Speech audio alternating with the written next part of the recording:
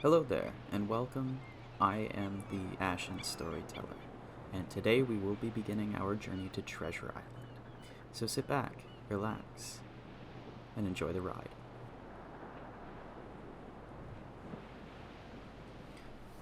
Treasure Island by Robert Louis Stevenson. To S.L.O., an American gentleman in accordance with whose classic taste the following narrative has been designed. It is now in return for numerous delightful hours, and with the kindest wishes dedicated to his affectionate friend, the author. To the hesitating purchaser, if sailor tales to sailor tunes, storm and adventure, heat and cold, if schooners, islands, and maroons, and buccaneers, and buried gold, and all the old romance retold exactly in the ancient way, can please as me they please of old, the wiser youngsters of today. So be it, and fall on. If not, if studious youth no longer crave, his ancient appetites forgot, Kingston, or Ballantyne the brave, or Cooper of the wooden wave. So be it also, and may I and all my pirates share the grave, where these and their creations lie.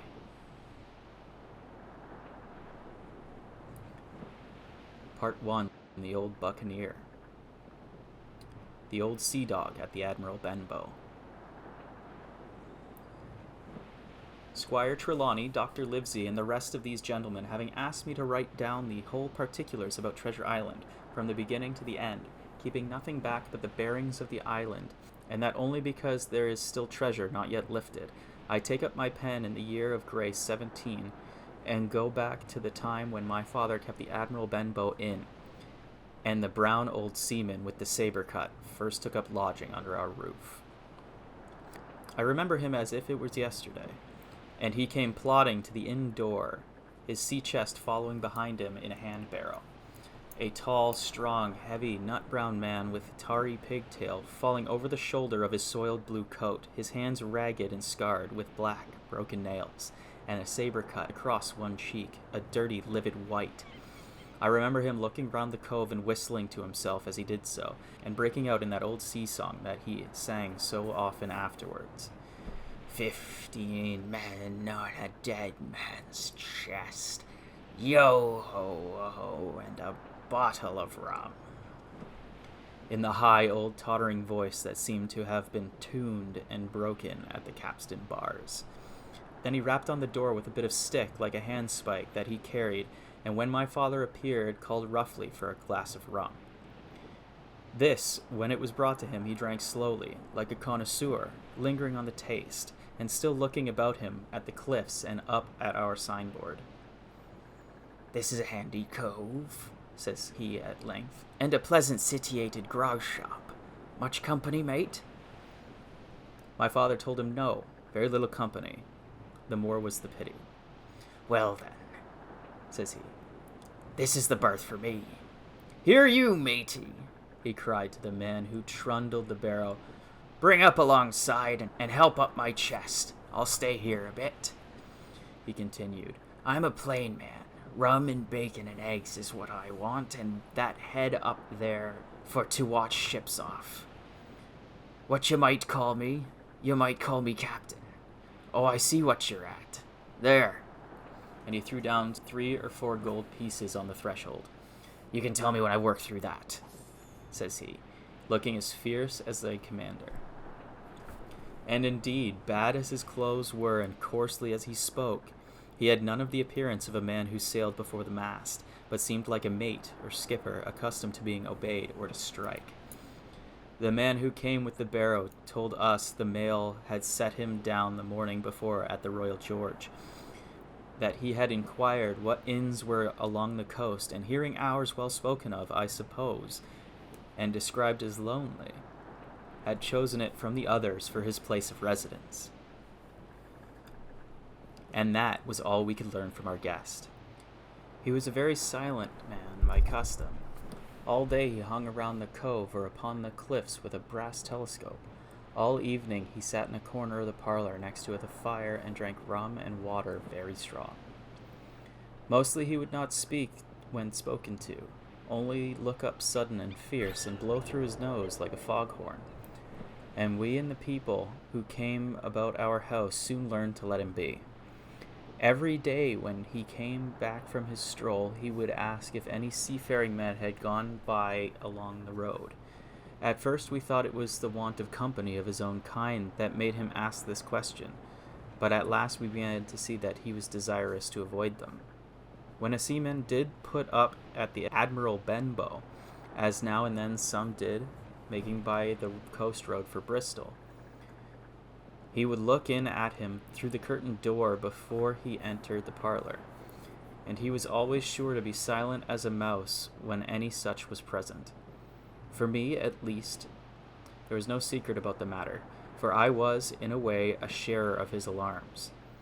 He had taken me aside one day, and promised me a silver fourpenny on the first of every month if I would only keep my weather eye for a seafaring man with one leg, and let him know the moment he appeared.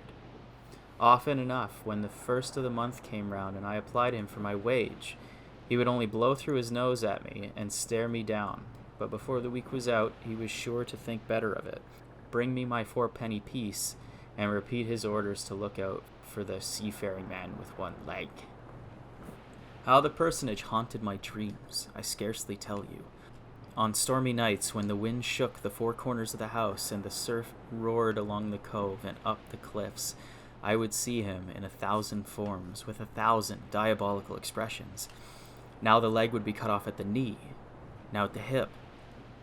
Now he was a monstrous kind of creature, who had never had but the one leg, and that in the middle of his body. To see him leap and run and pursue me over hedge and ditch was the worst of nightmares, and altogether I paid pretty dear for my monthly fourpenny piece in the shape of these abominable fancies. But though I was so terrified by the idea of the seafaring man with one leg, I was far less afraid of the captain himself than anybody else who knew him. There were nights when he took a deal more rum and water than his head could carry, and then he would sometimes sit and sing his wicked old wild sea songs, minding nobody. But sometimes he would call for glasses round and force all the trembling company to listen to his stories or bear a chorus to his singing. Often I have heard the house shaking with yo-ho-ho and a bottle of rum, all the neighbors joining in for dear life, with the fear of death upon them, and each singing louder than the other to avoid remark. For in these fits he was the most overriding companion ever known. He would slap his hand on the table for silence all around. He would fly in a passion of anger at a question, or sometimes because none was put, and so he judged the company was not following his story. Nor would he allow anyone to leave the inn till he had drunk himself sleepy and reeled off to bed. His stories were what frightened people worst of all. Dreadful stories they were, about hanging and walking the plank and the storms at sea and the dry tortugas and the wild deeds and places on the Spanish Main. By his own account, he must have lived his life among some of the wickedest men that God had ever allowed upon the sea, and the language in which he told these stories shocked our plain country people almost as much as the crimes that he described.